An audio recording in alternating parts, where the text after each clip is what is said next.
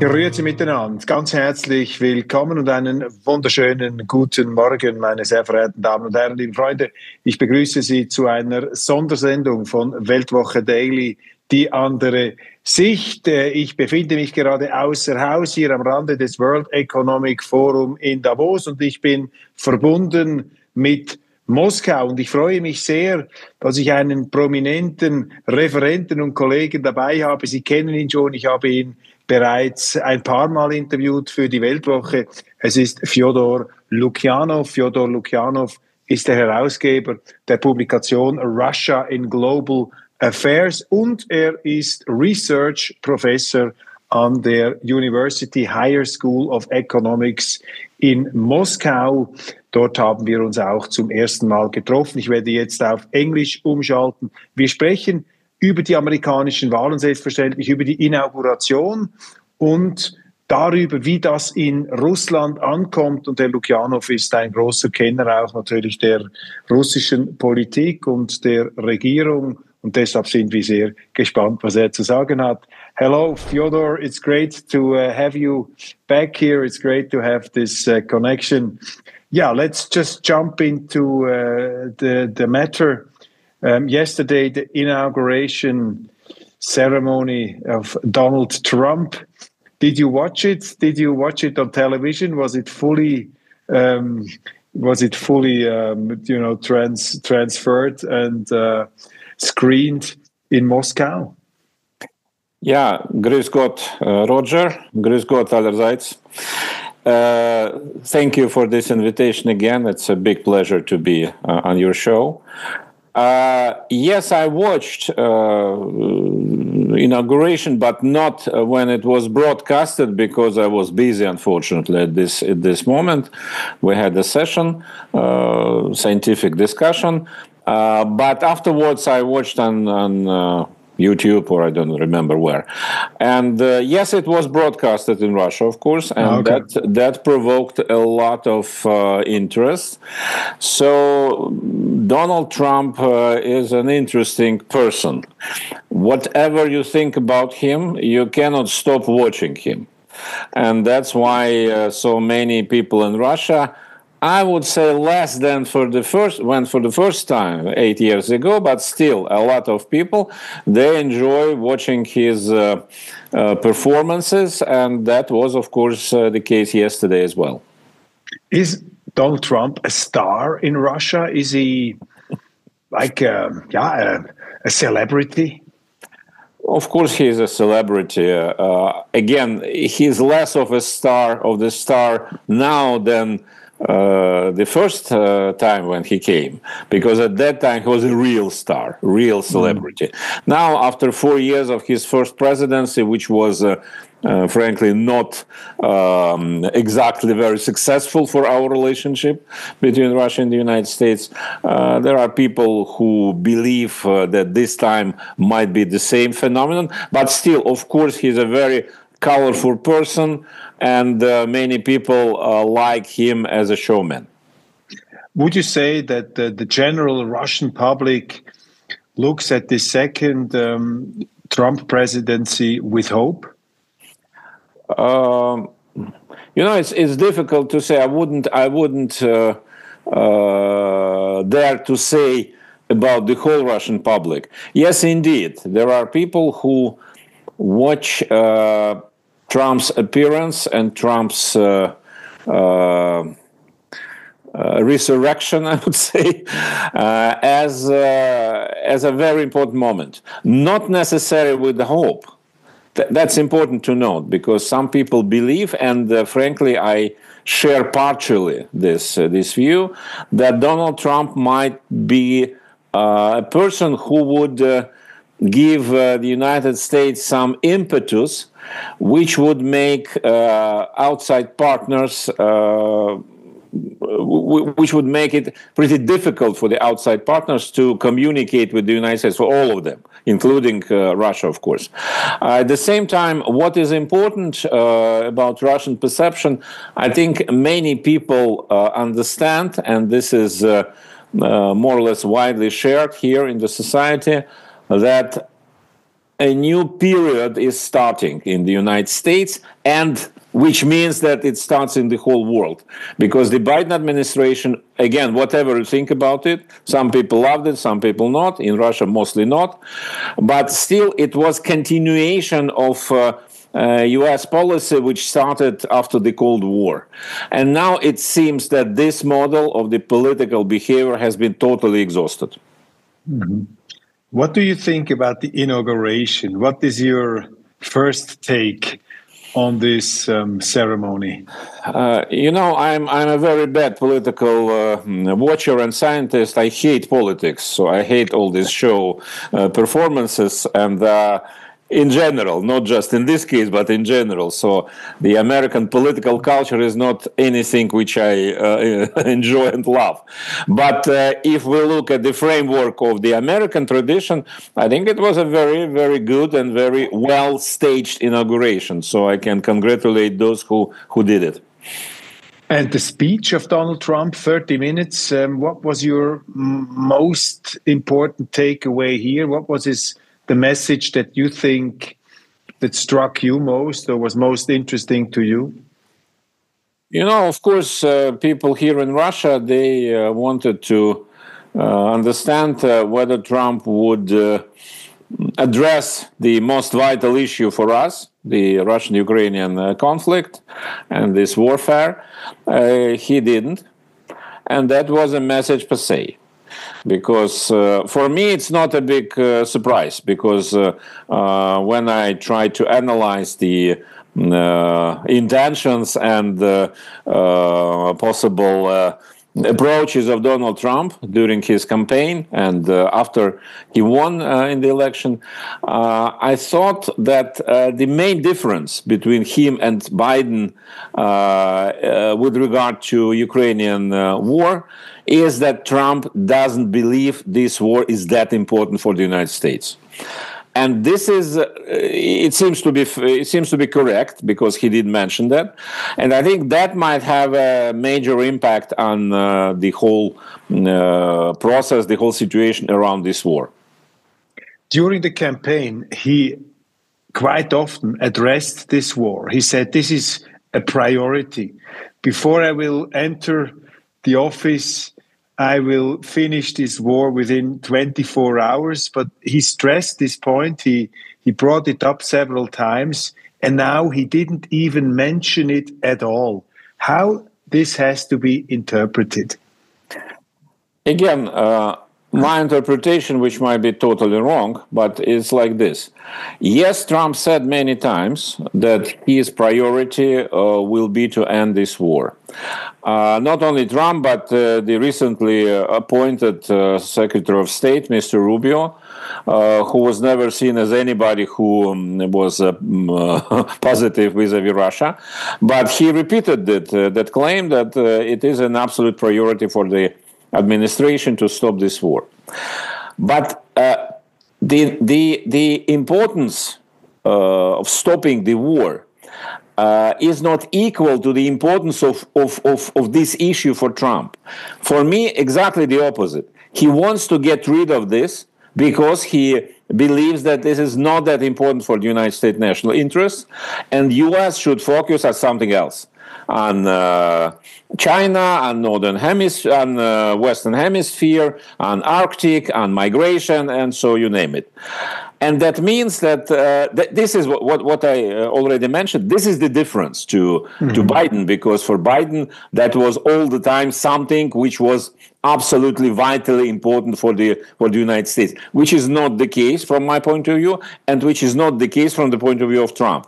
That's why the priority is not to, not to settle this conflict, but to stop the war. And I believe that Trump will make efforts to really to try to stop these hostilities, to stop armed conflict, but he will be very little interested in getting into details and trying to resolve this very complicated issue. And that might be some problem between Russia and the United States, because Putin,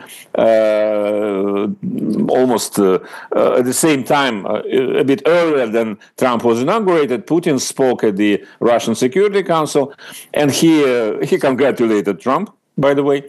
And he also said that we are very much interested in stopping the war, but we are not interested to stop hostilities without settling the issue, the reasons, roots why it started. And here I'm afraid it might be some disconnection and mismatch between Russia and the United States. Do you think that Trump brings a change, a fundamental change to American-Russian relations, or is he a continuation of the old rivalry?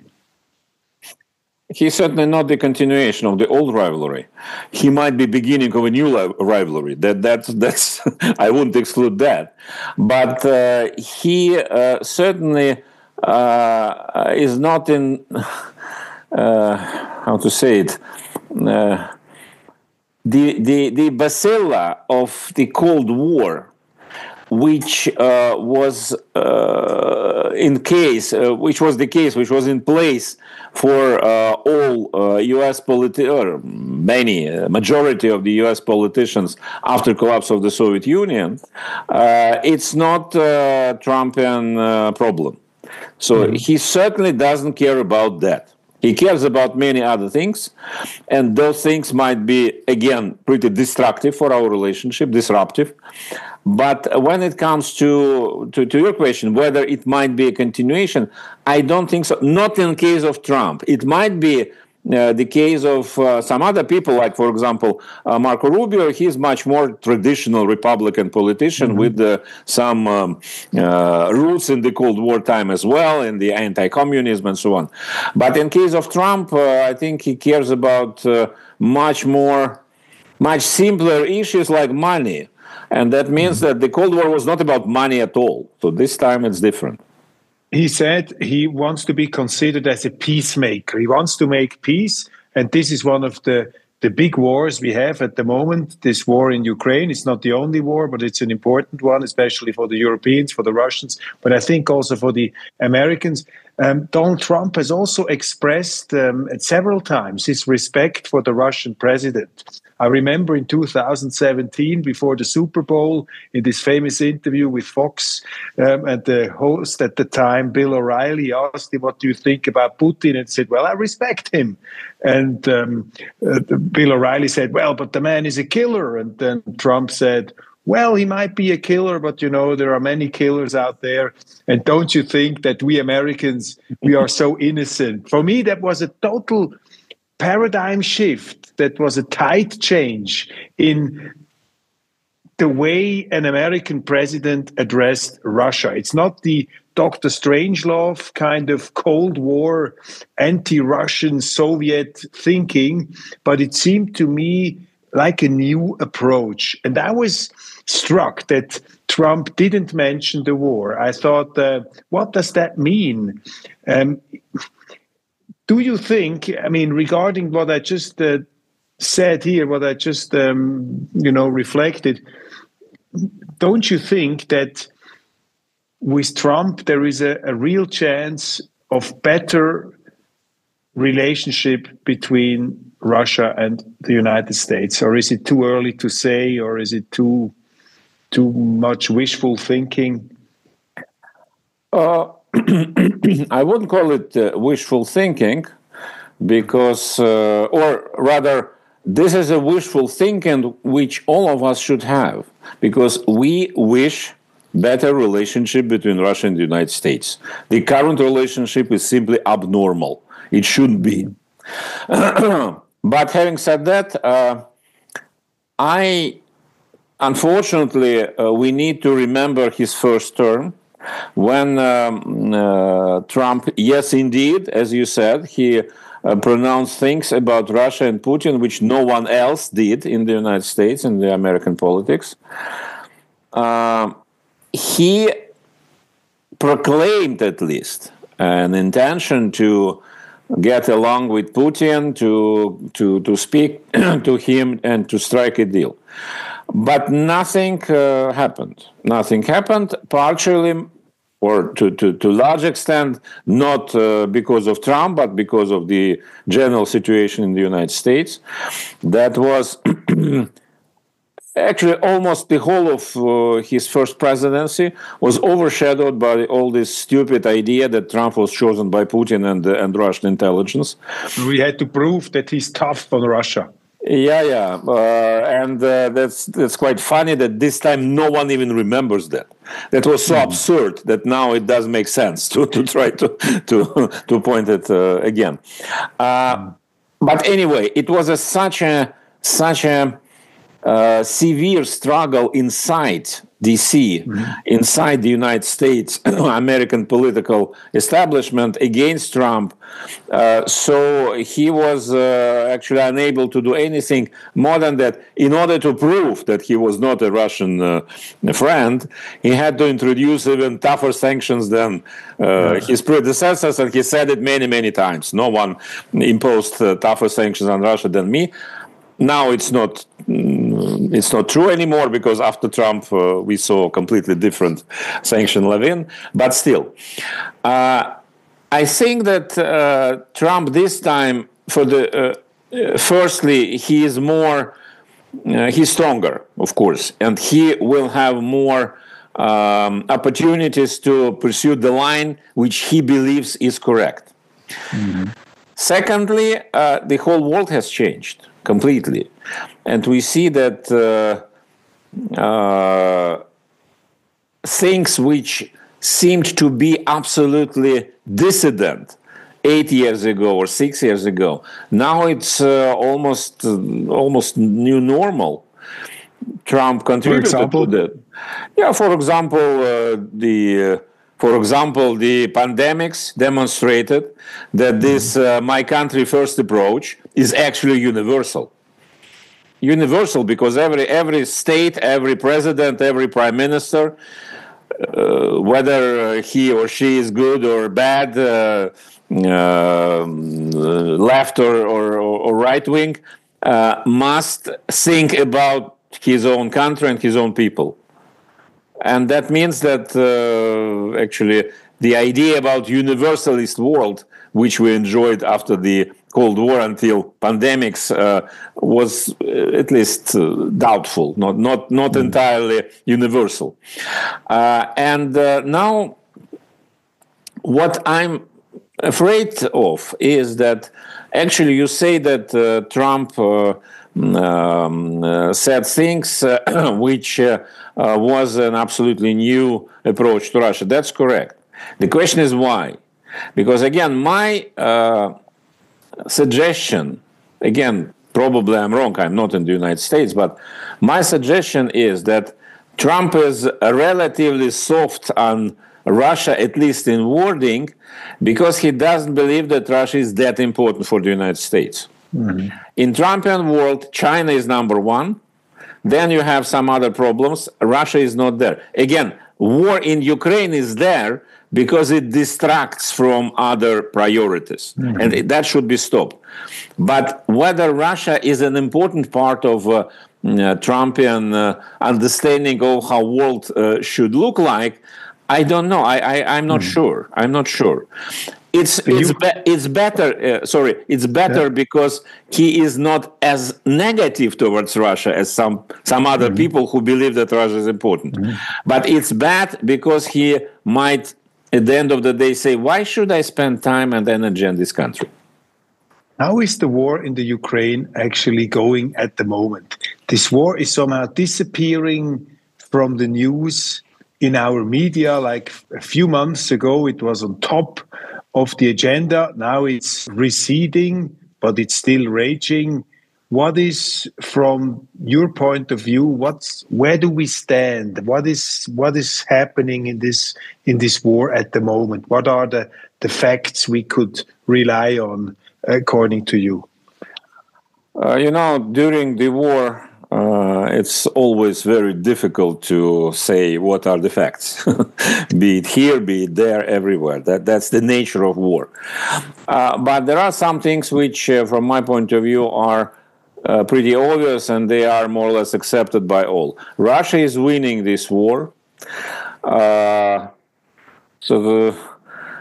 We would be happy to see this win bigger and quicker, but it's not an easy process. We see that each square kilometer, each new town taken by Russian forces takes fierce and severe struggle, but still the trend is clear.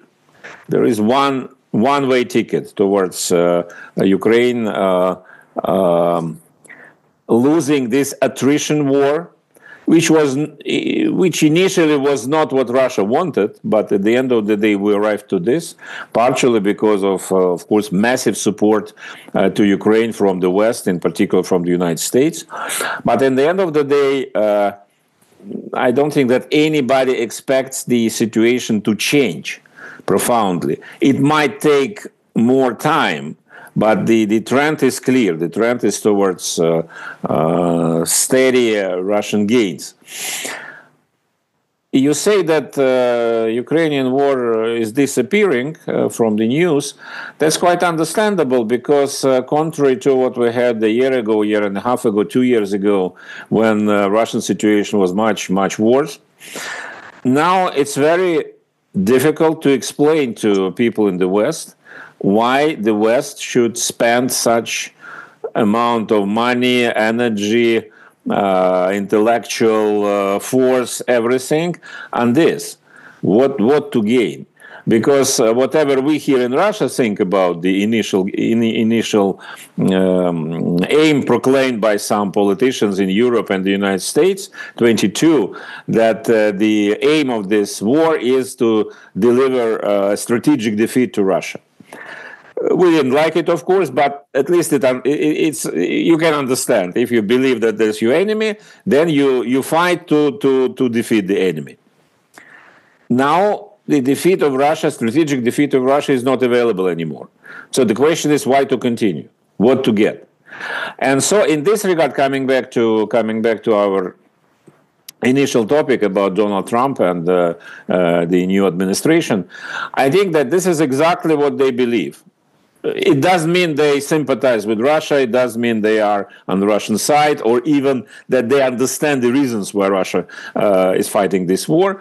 It does matter. They understand that the war will not produce the result which was expected initially. Mm-hmm. If so, the pragmatic person like Trump says, let's change the strategy. Let's change the framework, and that's what will at least we will try to do, all of us, in the next couple of months. What do you think is the ultimate goal of President Putin? Does he want to? Has he already achieved his goals? What does he want to achieve even more? What's actually at stake for him at the moment? Where would he agree to say that, okay, stop? Now we have won. We have gained what we wanted. Where does he stand? The nature of this war is pretty special. It's not like many other wars in the past, and this is not fully understood even by all people here. One of specificities of this war is that the aim is not formulated in purely military terms. More than that, military and territorial gains might be significant, but it will not be enough to achieve the goal. or at least it should be the big effort should be made to achieve the goal. Because the goal is actually not about, as many people in the West still believe, that the goal is to take as much of Ukrainian territory as possible. If it would be the case, it would be easier. And that then Donald Trump's approach probably would work. Let us give Russians what they got and then stop. But unfortunately to Trump and to many of us maybe, it's not about that. The conflict started because of very profound disagreements about the strategic circumstances in Europe, about Russia feeling encirclement and danger from the NATO enlargement. Russia pronounced that many times, starting from 1990s, much before Putin came. Even the first president of Russia, Boris Yeltsin, his policies were different and not very much successful, but he was very much against NATO enlargement from the beginning. And the fact that no one in the West wanted to take it into account was based on the general perception of those political forces in Europe and especially in the United States who came after the Cold War and who assumed that Russia simply lost any right to object. Russia lost the Cold War, so I'm so sorry, guys, we feel your pain, but you need to accept the new terms. We will not necessarily harm you, but what we will do, what we need and what we believe is correct, is right. And that's exactly what can change now with Trump, because Trump is not infected by this philosophy. Anyway, coming back to your question. Unfortunately, the main issue is not about territories and not even about security guarantees to Ukraine particularly, but this is about how the European security arrangements will be made in years and decades to come. Here we arrive to this NATO issue, that NATO should officially stop enlarging. And we come to the very clear new military balance which should be achieved. And that would mean a profound change of what we have now in Europe. And it's very difficult. And here I'm afraid that Mr. Trump, whatever sincere he would be in his wish to stop the war, but this issue, this setup of problems is too big to him.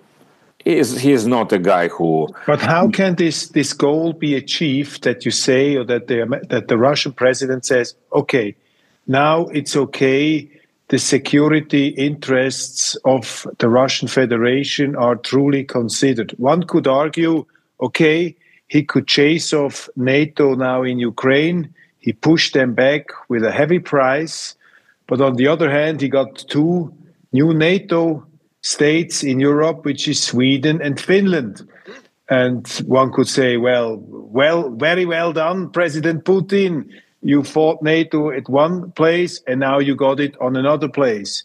Is Putin successful in his endeavor to push back NATO? Do you think that how close is he in reaching his goal?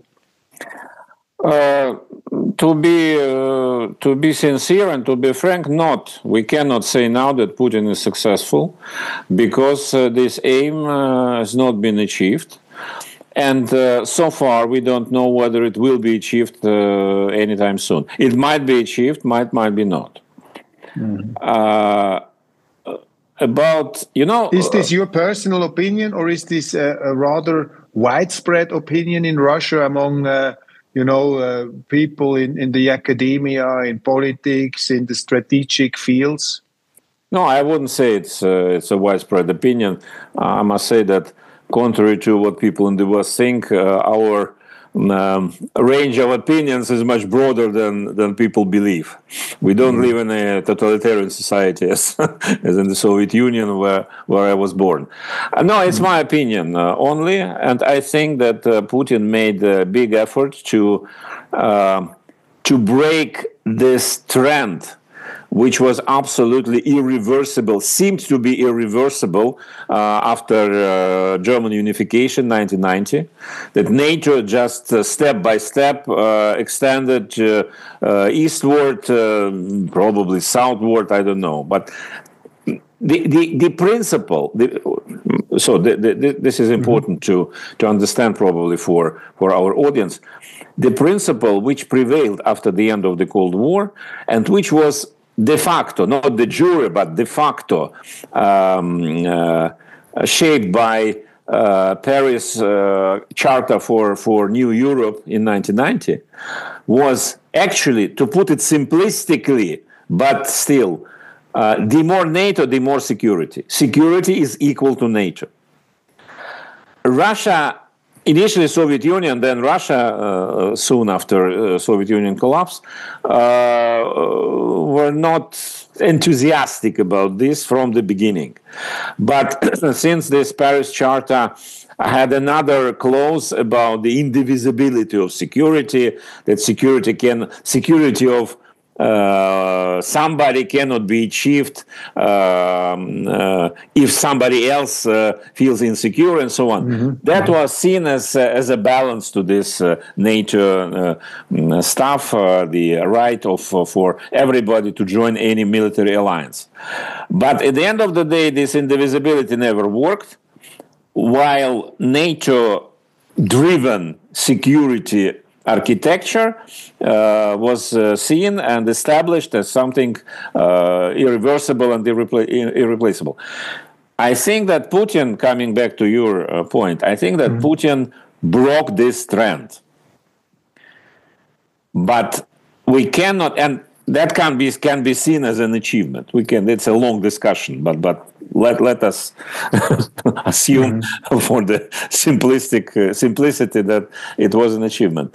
And in this regard, NATO membership of Finland and Sweden, countries which, let us be frank, they were part of Western security sphere during the Cold War, after the Cold War. So it was not such a big change. Some change, but not such a big change. So that was, from my point of view, probably the last enlargement of NATO. But Ukraine is something absolutely special for Russia for many reasons, starting from strategic reasons and, of course, the cultural, historical, and so on. Those who are interested can re-listen Putin's interview for Tucker Carlson, and then he was unbelievably eloquent on that. So at the end of the day, what we have now, we are on the brink of change or not. Change would mean that be it Trump, be it somebody else, I don't know who in the United States around Trump might create incentives for this debate, will start to discuss not just Ukrainian setup after the war, but really this security atmosphere in Europe. Again, it's very difficult, and to imagine that NATO will just roll back, as some of Russian most radical people demand, that back to 1997 borders, I don't believe it's realistic. But at least to state officially that Ukraine will not join NATO, Ukraine will be a neutral country, Ukraine will get some security guarantees from all involved, but will not be a big military power per se. I think that is something around which Putin sees the way. Again, whether it's realistic or not, and to what extent Mr. Trump and his entourage are ready to get into such a complicated security and strategic discussion, that's too premature to say. How hard is this war on Russia? I mean, it's extremely hard on the Ukraine. I mean, this country is really damaged extremely and with many dead people. How is it with Russia? I'm hearing here at the World Economic Forum, there was a general saying Russia lost hundreds of thousands of men in this war so far. Do you have any reliable numbers? How high is the death toll on the Russian side?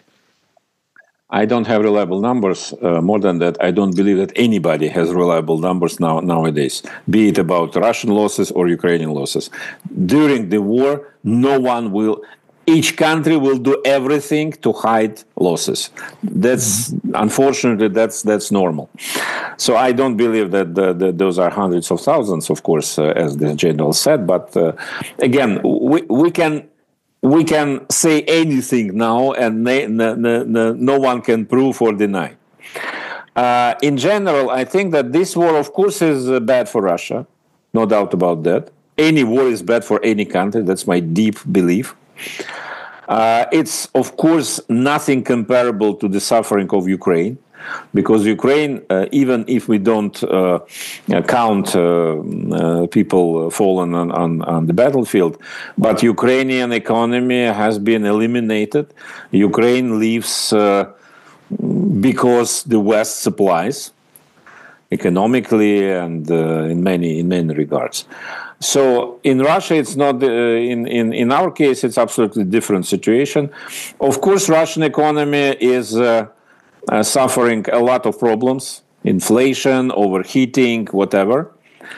But this is a country which survived under sanctions, which are absolutely unprecedented. I would say in world history. The all most important, most powerful countries in the world imposed the harshest sanctions on one country, and this country continues to exist, to develop, and not just survive, but to develop. Yes, of course, there are a lot of backsides of this, but still. And in this regard, I think that, of course, if we go back to the issue of hypothetical peace talks and settlement, of course, for Russia it's important. For Ukraine, it's absolutely existential to launch a peace talk and to end this war. We hear from Donald Trump that Zelensky told him that he was ready for peace. We don't hear it from Zelensky. So we will see. He said today at the World Economic Forum that they are countering, they have some problems at some part of the front line, but they're also strong in defending some strongholds. But he was also talking about a diplomatic solution. This was something President Zelensky mentioned today in his presentation at the World Economic Forum. What do you think? Let's go a bit into the psychology of the Russian people. What do you think that the majority of the Russian people think deep down in their heart if they look at this situation? Do they think that President Putin has had to stand up in a necessary confrontation? Otherwise, Russia would have been pushed aside, would have been pushed down? Or do they think that this strategist and ultimate realist Vladimir Putin made a terrible error and that he totally overdid it and he somehow miscalculated terribly? What would you think is the honest perception of the Russians of this whole situation as it is now? Again, I wouldn't dare to say for all Russians. It's difficult, and we have a lot of opinion polls, but in today's world, we see that opinion polls frequently are misleading. Not because they are bad and not because people are lying, but the situation is too complicated on all fronts. I would suggest that the latter, what you said, that many people believe that it was a strategic blunder and a terrible mistake by Putin. There are some people with such view, of course, in Russia, but it's not at all the majority. It's rather a tiny minority. Some of those who would think in this way, they left. They left immediately after the war started, and they live now closer to you than to me. As for the first, the farmer, the support, I think that in general people still support and people still believe that it was a necessary thing to stand up and to fight. At the same time, I would argue that readiness for peace is increasing. So because we heard previously, a year ago, 2 years ago, a lot of very radical statements. I mean, not only on television or among politicians, but I don't know, in the bus or, or on the street. People who demanded total destruction of the enemy and so on. I would say that now the realism is winning, that we might win, but not, so to say, the enemy will not disappear, or the Ukraine will not disappear. And at the end of the day, the idea that any war should end up with peace is there. Of course, it doesn't mean that people would digest and accept any peace on any terms. Not at all. This war is not as terrible for Russia as for Ukraine, but it is still a big deal. It's I think with many people understand how much they lost because of that, and they want a result which would guarantee that this war will not resume soon. That's exactly what Putin is saying. We are ready for peace, but this peace should be temporary and long lasting. So in general, I think our society is still in favor, but in case, be it Trump administration, who else would approach Russia with relevant ideas, and Russia will start to discuss it, that will be support in the society for peace agreement. Do you think that President Putin is an ideologue in this war, or he is still a realist in this war? He is much more of a realist than of an ideologue. Yes, of course. The longer the fight, the more additional elements comes. It started, as we discussed earlier, it started with a very strategic, realist-minded calculation about security. It failed. The initial plan failed, unfortunately. After that, the longer Russia is fighting, the bigger is price for this war. Of course, the desired outcome is becoming bigger. And Putin said it very clearly last year before this conference in Switzerland, the so-called peace conference. He made his proposal, so to say, for regions neutrality, and let's discuss how we coexist. And he said very clearly, each next proposal which will be worse for Ukraine, because Russia will take more and more of the territory. And that was not the case initially. Initially, it was not the aim, but now it is the new reality. But coming back to your question, I think that Putin still is much more of a strategically thinking, a realist-minded statesman than anything else. Some elements of national romanticism are there, but they are not dominating. And this would mean that there is of course room for compromise. There is room for a practical solution. Today at the World Economic Forum, there was a NATO general speaking, saying they had clear indication that President Putin would attack other NATO countries if he had finished the job in Ukraine.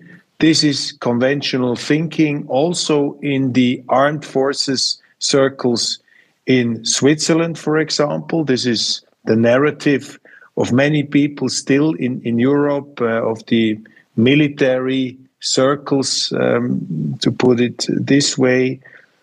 What do you say to that? Is President Putin planning to attack other NATO countries if he is not stopped for good in Ukraine? We just discussed who is Mr. Putin and concluded that Mr. Putin, with some nuances, but still is a realist. For a realist to have plans to attack NATO would mean that this realist gone mad and is not a realist anymore. I can imagine that military people all over the world, they need to prepare for a war. That's their job. Be it Russia, be it Switzerland, be it United States, be it Lithuania, whoever. And in this regard, yes, again, realistically thinking, the military establishment should expect anything to come. That's the point number one. Point number two, the next step for the realistically minded military establishment is to look at the real capabilities of the potential enemy. Okay, let's assume that people in the West look at Russia as an enemy. Okay, it happened before, it can happen again. But from this point of view, I'm afraid that's not very good news for us. But the Ukrainian war rather demonstrated that Russian capabilities are limited, and even Ukraine is a problem, is a trouble. Okay, Ukraine is supported by all the West, but still. And that means that to expect Russia to attack NATO just because Putin is consumed by imperialistic, I don't know what, the mania. I think nostalgia. But what is nostalgia? To attack, to take Switzerland? Nostalgia about what? About Suvorov time? No, no. I think that's the actually coming back to the beginning of our conversation about Trump and so. Any discussion should start with the come back to the ground, to the reality. When I think we discussed it with you some months ago, I can probably repeat it, but in 2000s, when NATO enlargement just started, first Poland, Czech Republic, Hungary, then other countries in Eastern Europe, I had a lot of conversations with my friends and counterparts in Europe and in the United States about NATO enlargement. And they used to say that, you are wrong being so suspicious. Of course, NATO expansion is not against you. No. But then we feel your pain. But, that's a normal thing. Russia was unhappy when Poland and Czech Republic joined NATO, but then accepted. Russia was furious when Lithuania and Estonia joined NATO, then had to consume it. That will be the same with Ukraine. And when I tried to convince them that it will not be the same with Ukraine, yes, Lithuania, Estonia, it's correct. It was not Russia was not happy, but what to do? But it will be different with Ukraine because Ukraine is an absolutely different case, a special chapter. They said, oh, come on. Unfortunately, I was right. But to understand now, to start with the discussion which Putin is trying to launch and was trying to launch for a long time, and that interview with Tucker Carlson was another attempt to show how much different Ukraine is historically and culturally from everything the West used to attract before, and no one wanted to listen actually to that. If we would be able to come back to some basics, I understand very well that Donald Trump is not a big history specialist and will not be that. But still, at least to understand that it's something which needs to be addressed in a very much particular way compared to everything else. That would be a good beginning. Mm-hmm. Mm-hmm. Do you think Russia today is in a stronger position or in a weaker position than before this invasion or this military operation in Ukraine? You know, it's very difficult to compare. Russia is in a completely different position. Yes, Russia lost some capacities and assets. Russia gained something else, something which we lost before during our period of westernization. So the balance, the equilibrium is not clear yet. Anyway, there is no way back. Even if this conflict will stop in the foreseeable future, we cannot expect a relationship between Russia and Europe, Russia and the United States, be back to the normal, previous normal of 2000s, of 1990s. That has gone. But it will create, I hope, it will create an opportunity for a completely new beginning, which will be difficult, which will be very slow. But what we have now, especially between Russia and Europe, it's absolutely perverse. This break between Russia and Europe has no rational reasons to explain. And I'm sure that sooner or later it will be overcome, rather later than sooner, but I still hope to be alive when it happens. Why do you think it's totally perverse? What is the argument behind it? The argument is, there are many arguments. One argument is that whatever Russia is trying now to diversify, not just economically and politically, but also culturally. And I welcome this process very much, because Russia is a unique country with roots in all cultures, in Asian cultures, in Chinese, in Persian, in whatever, Turkish. But at the end of the day, the culture which unifies the country is a European culture, a Russian version of the European culture. And that will not change, whatever will happen between Russia and Europe politically and economically. That's number one. Number two, from the economic point of view, we need each other. Just need each other. We see what happens in Europe when Russian cooperation with Russia stopped. We see that Russia is not that happy with the end of European connection either. Russia will survive. Europe probably will also survive. But this survival is, again, abnormal. Coming at a very high price. Very high price, and at the end of the day, I think the rationale would prevail that probably we can survive cheaper and more efficient. Again, it's not now, after everything what happened, from the Russian point of view, what the West did, from the Western point of view, what Russians did. It will be not soon. But at the same time, it might be sooner than we believe. Mm-hmm. Because, you know, and you are in Davos, and Davos, I used to be there before. Yeah, Davos is good because it's a concentration of our atmosphere. It's interesting to follow. And each next Davos, I visited 3 or 4 of them before 2020, and I saw how much quicker everything happens. Mm-hmm. So the time is going differently now, which means that previously, in previous eras, we would need decades to recover from something like that. This time, I think it will take years.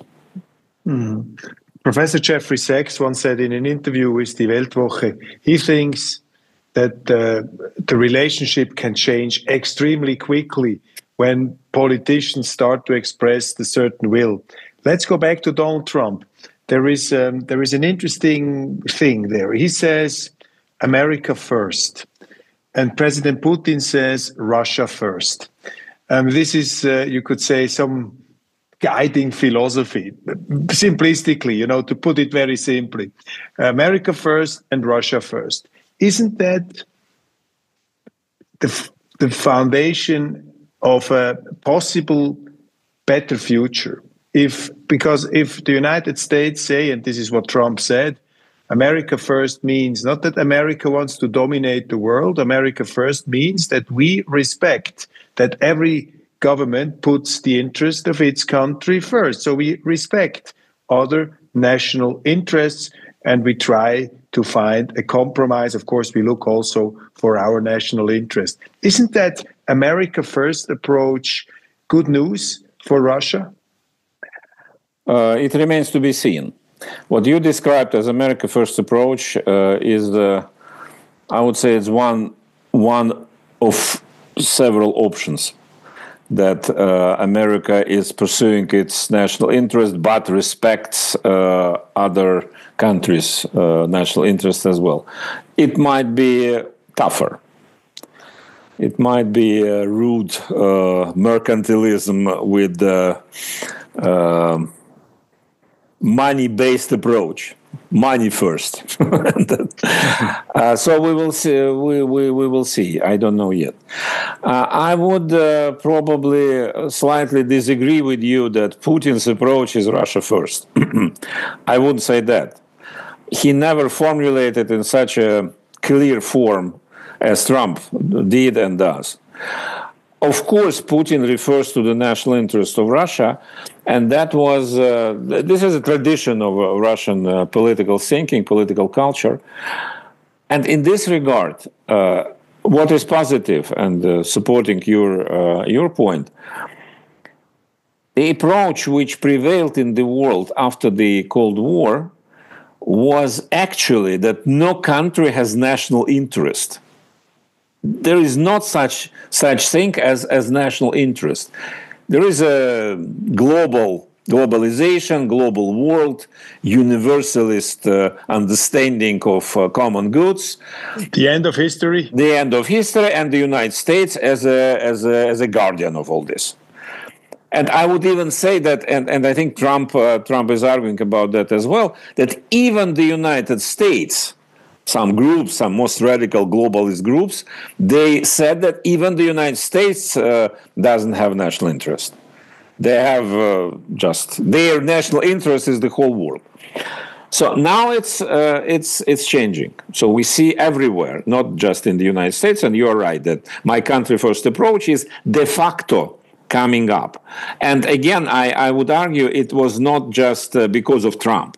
It was to large extent because of pandemic and what we saw during this period. Is it good or bad? I don't know. It might be terrible competition of totally egoistic countries which don't care about anything but themselves, and at the end of the day they lose as well. Lose game. But it might be, which I hope, and we wrote it several times in our Valdai reports. I'm in charge of this document for several years, that this process of my country first trend is unfortunately objective. We see it coming, and that will continue. The positive thing with that is that each country which wants to be successful, to flourish, needs to be very cautious, because you need to take into account others, not because of altruism, but because you should understand what they can do to you. And not to do to them what they can do to you back. Of course, it sounds a bit utopian, I understand it, yeah. But I hope that the common sense at the end will prevail. You mentioned Jeffrey Sachs. Jeffrey Sachs is a fantastic person, and I like him very much. But I would say he's a little bit too optimistic about the future, including this situation with how countries can coexist. But let's hope that he's right. What do you think about Switzerland? I'm afraid I will disappoint you. I don't think about Switzerland at all. Sorry. Swiss neutrality? If we start to discuss neutrality, then we will end up with 3-4 hours more. In general, I'm not a big specialist, but I think that the notion of neutrality is changing profoundly. The classical neutrality doesn't exist in such an interconnected but conflict-burdened world. And of course, the Russian position, I'm not entirely share that, but the Russian position. You had an interesting debate in Sochi about that. Had an interesting fight again. Fight. But the Russian position is that Switzerland is not neutral anymore, because Switzerland is entirely on the Ukrainian side, and even supported militarily, not directly but indirectly. Anyway, whatever. I think that in this new. By the way, in this new situation which is coming, with this "my country first" approach, it might be that the demand for more classical neutrality will revive, will come back. But we will see. Mm-hmm. Who are the most interesting politicians in the West to you? Who do you think these are really interesting guys? They can bring about positive change.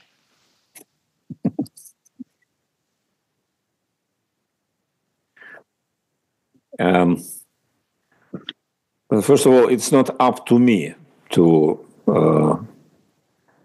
assess which politicians in the West are good or bad. That's the very much Western approach. I'm sorry. to give marks to politicians in other countries. I can say, I will try to answer as a person who watches political trends and tries to analyze them. Donald Trump is not my hero, I must say. I'm sorry.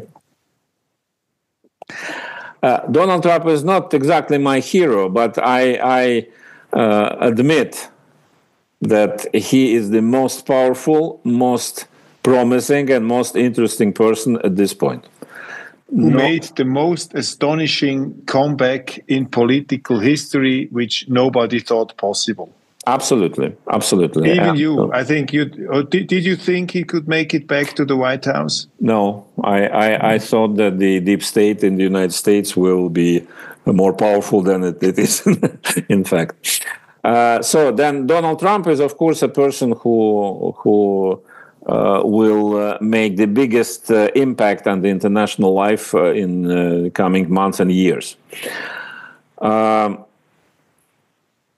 Of course, in terms of personal courage,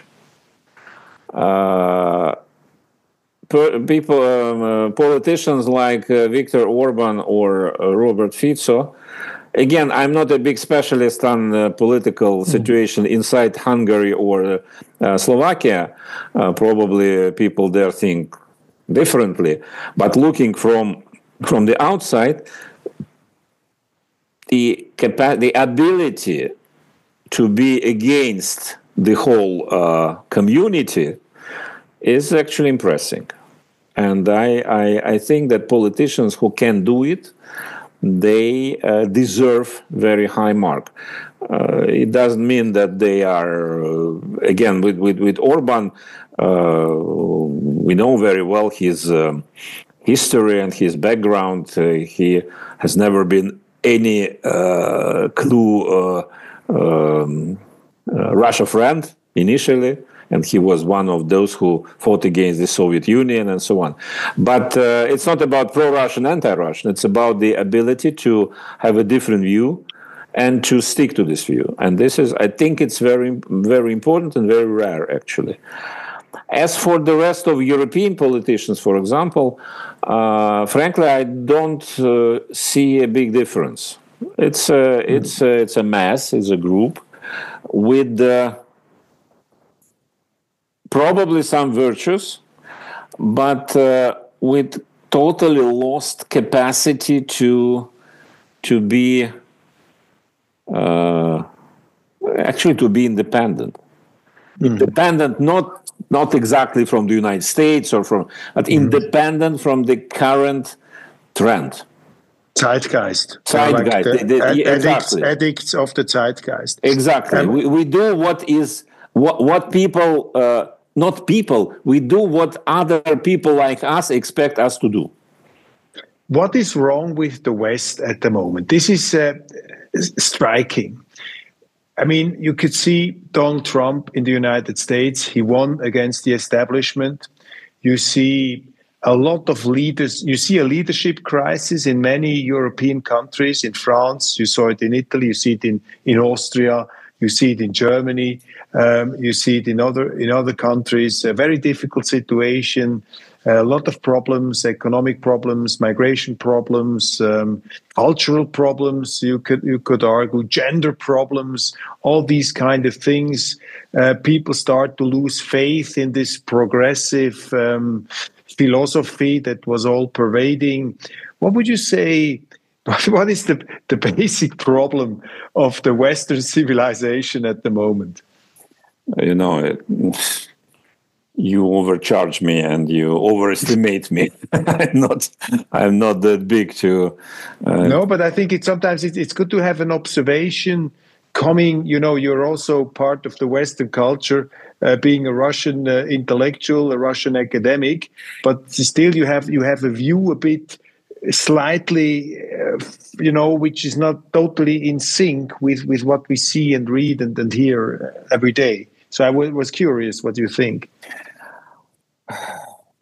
No, the easiest answer is that the West didn't survive the scale of the victory in the Cold War, because it generated such a enormous euphoria and self-confidence, overconfidence, that the West decided that everything is doable and everything we do is right. Having said that, I don't believe that Russia was absolutely right at each point and innocent. And so, of course, Russia is a very big country with a very complicated internal composition and history, you name it.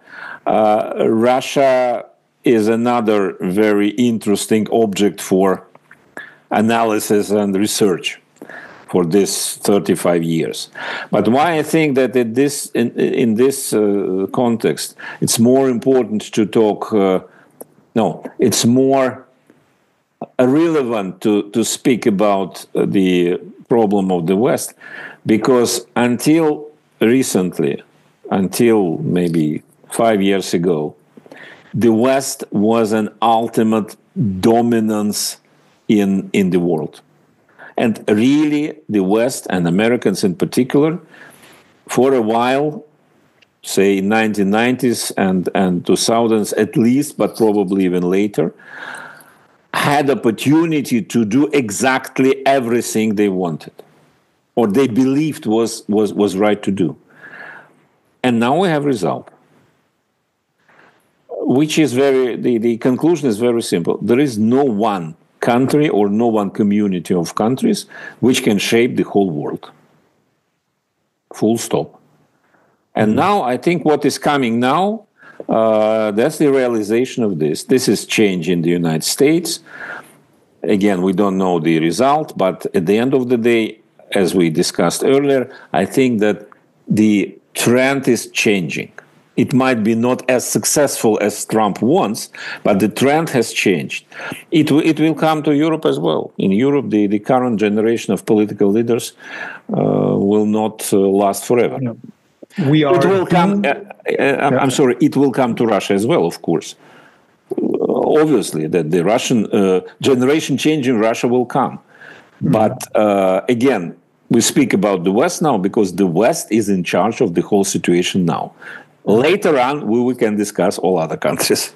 We are doomed to cooperate. Nobody is strong enough to dominate, so we are doomed to cooperate, which is a good news. Which brings me to the last question. Let's look in the crystal ball. How will the war in Ukraine now play out? What will be the most likely outcome? How long will it rage on? Are we very close to some kind of settlement? What do you think?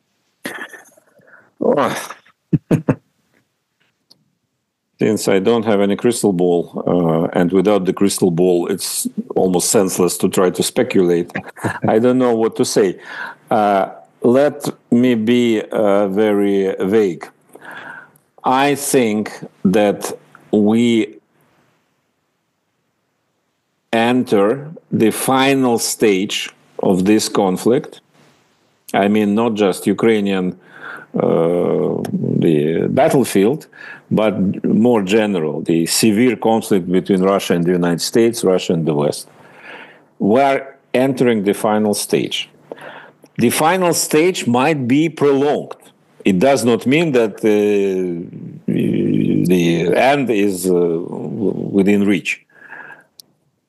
But it's already the final stage, the decisive attempt to reshape all elements of this conflict. Whether it will, how long time it will take, again, I would maybe suggest that this year, 25, will still be a year of war in different forms. But at the end of this year, by the end of this year, we have already contours of how it will end finally. We will see. Fjodor, thank you very much for this conversation. Very interesting, very enlightening, and we covered a great field of subjects. Did we forget anything? Was there something we didn't touch upon you would like to express? Is there any final remark, or did we talk? I would like to express my best wishes to people in Europe, because as we discussed, what happens now seems to be very dramatic, and it is very dramatic. And sometimes I feel very disturbed by what I see and pessimistic about the future. But at the same time, the very important lesson of the recent 35 years, after the day when Frank Fukuyama proclaimed this end of history, this lesson is that history never ends. And to understand it, we should look back to history. 100 years ago, more than 100 years ago, my country, Soviet Russia at that time, was totally isolated from the rest of the world.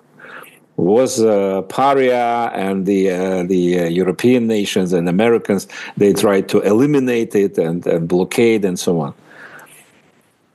Several years after, Soviet Union was part of very intense communication with the whole world and was recognized by the rest of the world. And then in 20th century, we had all possible pages in our relationship, good pages, bad pages. But the point is that nothing is final, which means that the current situation is not final either. Yeah, we will see. Well, Fjodor, thank you very much again. All the best, and I hope we talk again soon. And thinking about the World Economic Forum, I think we have to bring you back here if you would like to come. There is so much missing if we don't have the other view, the other perspective as intelligently and as subtly displayed like you did it here.